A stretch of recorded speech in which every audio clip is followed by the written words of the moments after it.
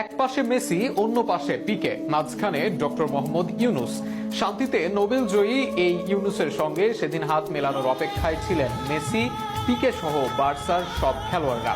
কিন্তু কেন ডক্টর ইউনুসের এত সম্মান বিদেশে? অলিম্পিক হোক কিংবা ফিফার অনুষ্ঠান, কেনই বা বাংলাদেশের এই নয়া রাষ্ট্রনায়ক সবখানেই ডাক পান?